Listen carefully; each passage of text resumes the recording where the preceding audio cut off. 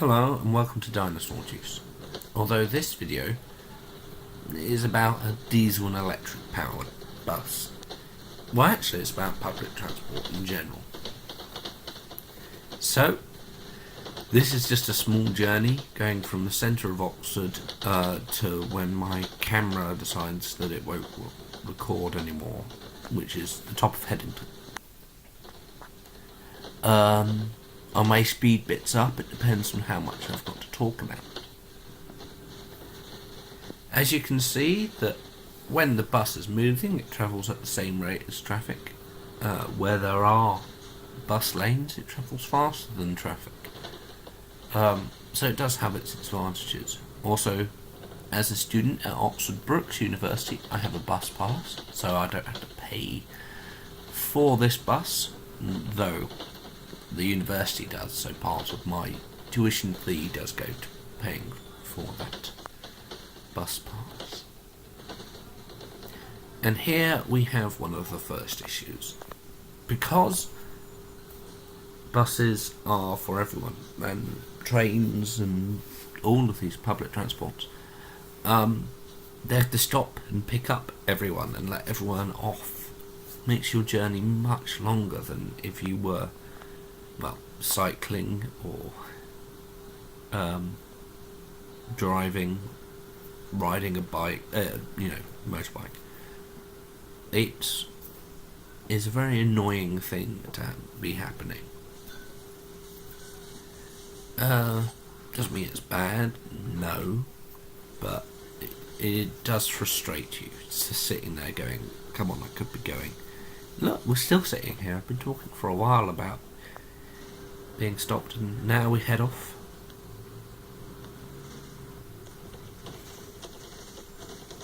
This is St Clements, or we've just gone past St Clements. I enjoy living in Oxford, if anyone's interested. It's a nice place. Obviously, in a city like Oxford, public transport's very, very useful, especially at rush hour and things like that. If you need to travel, you don't want to drive. It'd be a real pain to drive, and it would be very dangerous to cycle in all of that traffic. So that's where public transport is very, very useful. Is all of the dealing with traffic and things like that. And you go to somewhere like London, and everyone travels on the tube, on buses, short distances, and all of these things, because you just can't drive in London. Not when it's busy, not when people are commuting to work. It's just impossible. So public transport does have its place. It is just slightly annoying at times.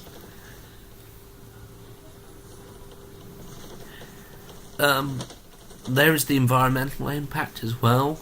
Because a bus is carrying so many people, and it can be a very expensive vehicle which is refined for economy, it has less of an environmental impact than lots of people in their own cars. Obviously, the bus has to be well maintained and sure that it isn't polluting heavily, because old diesel buses like they're using in India and China are severe contributors to things like nitrogen dioxide and stuff like that, because poorly maintained diesel engines are very polluting. Now we're going up Headington Hill, which is another reason why you don't really want to cycle this journey. It is a killer. It's not exactly steep, it's just steep enough that you have to stop cycling unless you're very fit, and long enough that it's a real pain. It's also long enough that walking it is a real pain. It's not extremely steep, it's just for a long duration. And the bus, it struggles, and you hear it, well, above all of the rattlers and stuff like that. Not all of the buses rattle, just this one was particularly bad, which is very annoying. I mean, it's noisier than the wind noise in my midget. And you only get that on the camera, like, in reality the wind noise is a lot less. If you're interested about that, I am investing in new recording equipment. So you should be seeing that sometime after Christmas. Or should I say December, for all of those people who just go out for the holidays.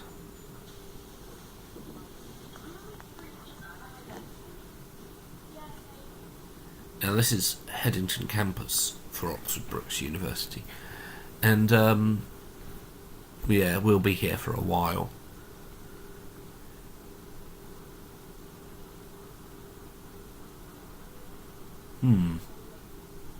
You can see my frustration, and it really shouldn't be there, because that's what buses are. It had to stop to get me on, and it has to stop to get me off.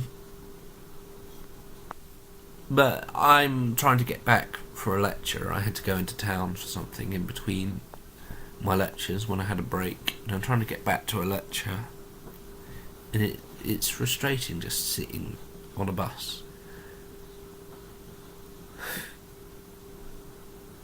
Yeah, being passed by cyclists.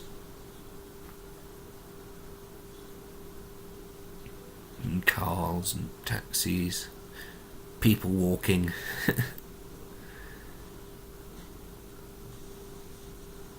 A man has just got on, as you probably heard sort of at the start of this, asking for bus passes. I think anyway, or is he at the next stop?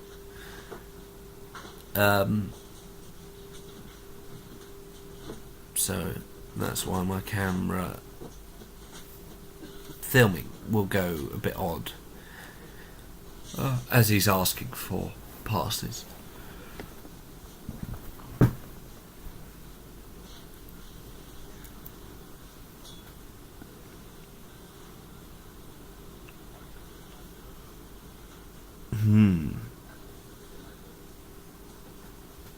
Being passed by another bus that I could have got. That's quite annoying.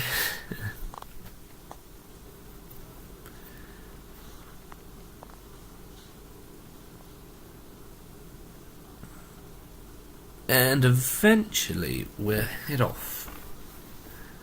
It's just...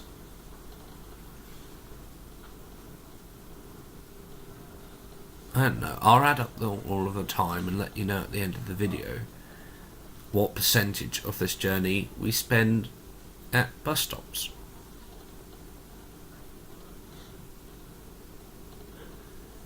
Because I can guarantee it will be a considerable percentage.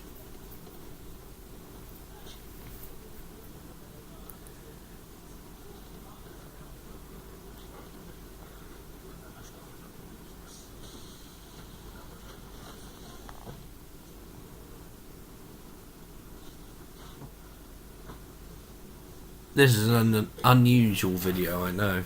It's because being at university and not being able to drive my car, and look, we're off again, not being able to drive my car, he's asking for the bus pass, I think. Causes issues for myself.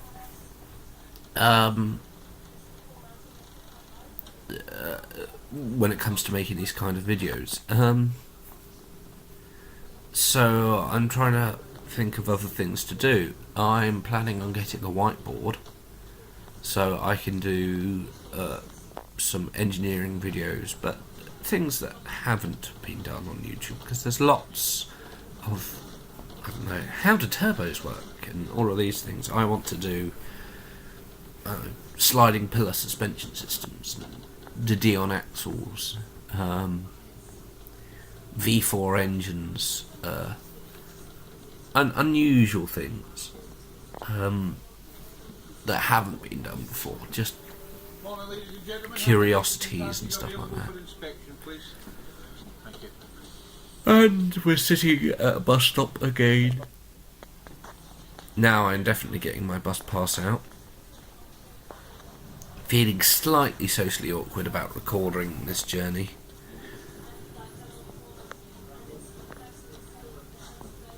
And we are back on our way.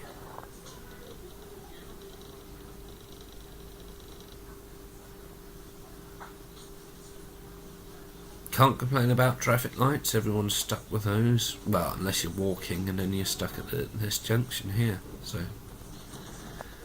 the nature of travelling, in Oxford anyway. Yeah, no, hopefully I'll be able to get that whiteboard soon and we'll be making videos. So if anyone's got any suggestions and they've watched so far into this video, please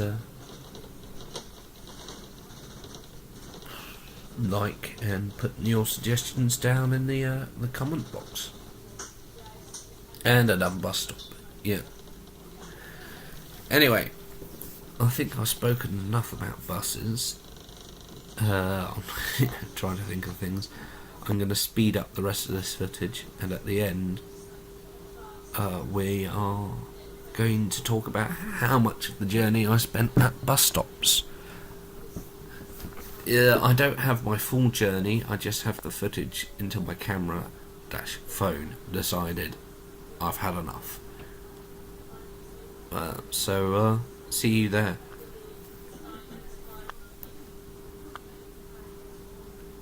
Bus stop. Bus stop. Well, there we go. My camera is about to cut out in a second, so staggeringly, this journey spent 47.7% of its time stationary at a bus stop. I think that sums it up. Anyway, the noise that you heard at the start was the volume at which my camera was recording. For the rest of the video, I lowered the volume so you could hear what I was saying. I'm not going to go and get some dinosaur juice, as I'm not driving a car. But if you enjoyed that video, please subscribe and like this video and comment down below what you want to see next. Anyway, bye.